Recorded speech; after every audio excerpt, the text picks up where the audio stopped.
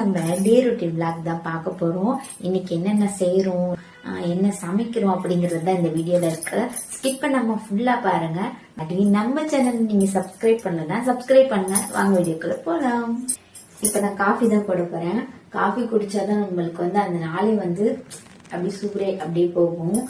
எங்க வீட்டுல நாங்க காஃபி தான் குடிப்போம். அதனால இப்ப காஃபி போட்டேன்.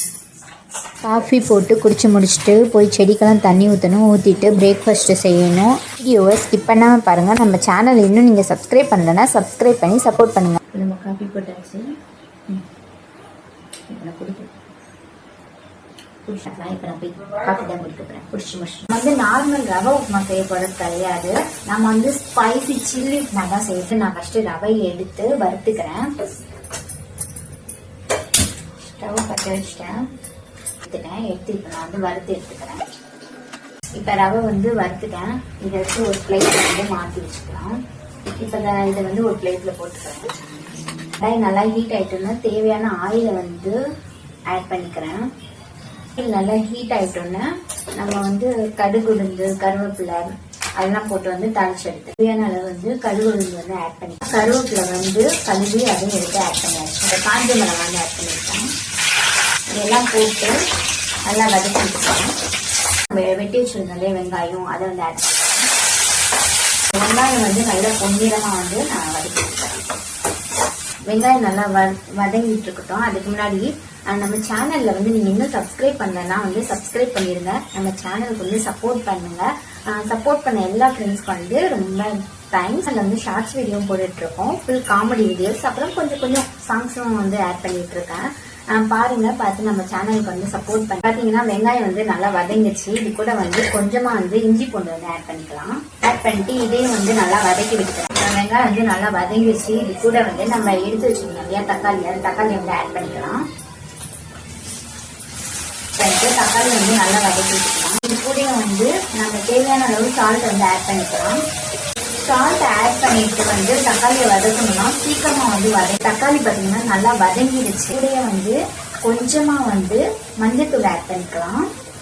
அது கூட பாத்தீங்கன்னா நீங்க எந்த அளவுக்கு காரம் சேர்த்துப்பீங்களோ அந்த அளவுக்கு பார்த்து காரம் சேர்த்துக்குங்க. அதுக்கு நான் ஒரு சின்ன ஸ்பூன்ல ஒரு 2 ஸ்பூன் அளவுக்கு மிளகாத்தூள் ஆட் பண்ணிக்கிறேன். ஏன்னா நம்ம செய்ய போறது ஸ்பைசி உப்புமா இல்லையா, அதனால ஸ்பைசி இருக்கணும்ல. அதனால 2 ஸ்பூன் மிளகாத்தூள் ஆட் பண்ணிட்டு ஸ்லிம்ல வச்சுட்டு நம்ம அப்படியே நல்லா வதக்கி விட்டுக்கலாம். மசாலா நல்லா வதங்கிடுச்சு. தண்ணி ஆட் பண்ணிக்கிறேன். மசாலா எல்லாம் ஒண்ணு சேர்ற அளவுக்கு நல்லா நம்ம கலக்கி வச்சுக்கலாம். கலக்கி விட்டுட்டு உப்பெல்லாம் கரெக்டா இருக்கா, உங்களுக்கு காரம் எல்லாம் கரெக்டா இருக்கா அப்படின்னு ஒரு தடவை செக் பண்ணிக்கோங்க. இது நல்லா கொதிக்கட்டும். நல்லா கொதிச்சதுக்கு அப்புறமா நம்ம எடுத்து வச்சிருந்தோம் இல்லையா அந்த ரவை ஆட் பண்ணிட்டு ஃபைனலா நம்ம ரவை நம்ம உப்புமா ரெடி ஆயிடுச்சு. இந்த ரெசிபி நீங்களும் உங்க வீட்டுல ட்ரை பண்ணி பாருங்க. நல்லா பாத்தீங்கன்னா ஸ்பைசியா நல்லா இருக்கும். இப்போ காலையில் பார்த்தீங்கன்னா நான் டிஃபன் சாப்பிட்டு முடிச்சாச்சு. இப்போ நான் துணி தான் வாஷ் பண்ண போகிறேன். அதுக்கு வாஷிங் மிஷினில் துணியெல்லாம் போட்டு ஆன் பண்ணி விட்டாச்சு. இப்போ நெக்ஸ்ட்டு நம்ம மத்தியானம் சாப்பாடு பார்க்கலாம். இப்போ மத்தியானத்துக்கு சாப்பாடு தான் செஞ்சிட்ருக்கோம். சாப்பாடு வெந்துருச்சு. இப்போ நான் கஞ்சி தான் வடிச்சிட்ருக்கேன். வடித்து முடிச்சிட்டோன்னே சாப்பாடும் ரெடி, ரசமும் செஞ்சு எடுத்து வச்சாச்சு. அடுத்தது பார்த்திங்கன்னா இப்போ நான் மீன் தான் க்ளீன் பண்ணி இன்றைக்கி மீன் வறுக்க போகிறோம். பார்த்தீங்கன்னா மீன் தான் நம்ம செய்ய போகிறோம். ஃபஸ்ட்டு க்ளீன் பண்ணிவிட்டு சுத்தம் பண்ணி கழுவி ரெடி பண்ணிவிட்டு அதுக்கப்புறம் வீடியோ கண்டினியூ பண்ணலாம்.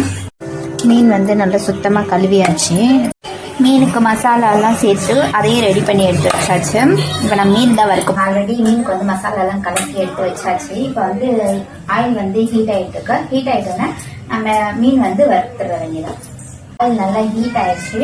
இப்போ நம்ம மீனை 1 by 1 தவா வச்சிடலாம். இப்போ மீன் நல்லா வெந்துருச்சு. 1 சைடு வெந்துருச்சு. நம்ம அப்படியே திருப்பி போட்டலாம்.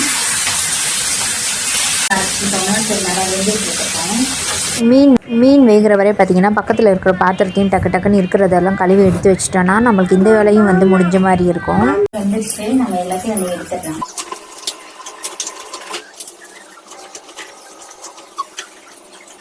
மீன் பார்த்தீங்கன்னா நல்லா ஸ்பைசியாக மீனை வறுத்து எடுத்தாச்சு. ஃபைனலாக வந்து நம்ம வந்து மீன் வறுத்து மீன் சாப்பாடு செஞ்சு பாப்பாக்காக ஒரு எக் அவிச்சு வச்சாச்சு, ரசம் வச்சாச்சு, அப்படியே நம்ம வந்து ரைஸும் நார்மல் ரைஸும் செஞ்சாச்சு. இதான் நம்ம வந்து மத்தியானம் சாப்பாடு. நாங்கள் லீவில் வந்து அவுட்டிங் எங்கேயும் போகலைன்னா பார்த்தீங்களா, ஈவினிங் ஆச்சுன்னா நாங்கள் வந்து மூவிஸ் பார்ப்போம். அப்போ வந்து அது எங்களுக்கான ஒரு டைமாக நாங்கள் ஒதுக்கிடுவோம். இப்போ வாங்க நம்ம வந்து மாடி கூட்டிகிட்டு போய் காட்டுறேன். மாடிக்கு போய் நான் உங்களுக்கு இருக்கிற வியூ பாயிண்ட் எல்லாம் காட்டுறேன். செம்ம க்யூட்டாகவும் அழகாகவும் இருக்கும். எப்படி இருக்குன்னு பாருங்கள். எங்கள் மாடியோட வியூ பாயிண்ட் பார்த்தீங்கன்னா அவ்வளோ ஒரு அழகாக இருக்கும். ஃபுல்லாக இயற்கை காட்சியாக இருக்குமா, அதனால் செம்மையாக இருக்கும். இப்போ பார்த்தீங்கன்னா ஈவினிங் ஆகுது, அதெல்லாம் கொஞ்சம் இருட்டின மாதிரி தான் இருக்கும். நான் உங்களுக்கு ஃபுல்லாக காட்டுறேன் பாருங்கள். பார்த்தீங்களா, அப்படியே வீடை சுற்றியும் பார்த்தீங்கன்னா அவ்வளோ ஒரு அழகாக இருக்கும் வியூ. வந்து இப்போ தான் வந்து அந்த அறுவடை செஞ்சு திரும்ப வந்து பயிரெல்லாம் வச்சுருக்காங்க பாருங்கள். வீட்டை சுற்றியும் பார்த்தீங்கன்னா பச்சை பசேன்னு அவ்வளோ அழகாக வந்து இருக்கும் பார்க்கவே. இங்கே பின்னாடி பார்த்தீங்கன்னா ஒரு கோயில் இருக்குது, அங்கே வந்து மியூசிக் ஓடிட்டு இருக்கிறதுனால பேக்ரவுண்ட் வாய்ஸ் கொடுக்குற மாதிரி ஆயிடுச்சு. சுற்றி காட்டுறேன் பாருங்களேன், எவ்வளோ ஒரு அழகாக இருக்குன்னு பாருங்கள். ஃபுல்லாக இடத்துல தான் பார்த்தீங்கன்னா நான் வந்து சாங்ஸு ஷார்ட்ஸ் வீடியோஸ்லாம் எடுத்து போடுவேன். அவ்வளோ ஒரு அழகாக இருக்கும் அந்த இடத்துல எடுக்கிறது. பேக்ரவுண்ட் வந்து செமையாக இருக்கும். இந்த சைடு பார்த்தீங்கன்னா அந்த சைடு வந்து ட்ரெயின் போகும். ஓகே, கீழே போய் அவங்க என்ன பண்ணுறாங்கன்னு பார்க்கலாம். மியூசிக் போட்டுட்டு பயங்கரமாக வந்து டான்ஸ் ஆடிட்டு அமக்கலம் பண்ணிகிட்டு இருந்தான் என் பையன். சாங் ஓடிட்டு இருந்துச்சா, அதனால் பேக்ரவுண்ட் வாய்ஸ் கொடுக்குற மாதிரி ஆச்சு. அவங்க அப்பா பார்த்தீங்கன்னா சிக்கன் பக்கோடா வாங்கிட்டு வந்திருந்தாங்க. அதை பையன் கையில் கொடுத்துட்டாங்க. அதை வச்சு ஆராய்ச்சி பண்ணிகிட்டு இருக்கான் என்ன இருக்குது அப்படின்ற மாதிரி.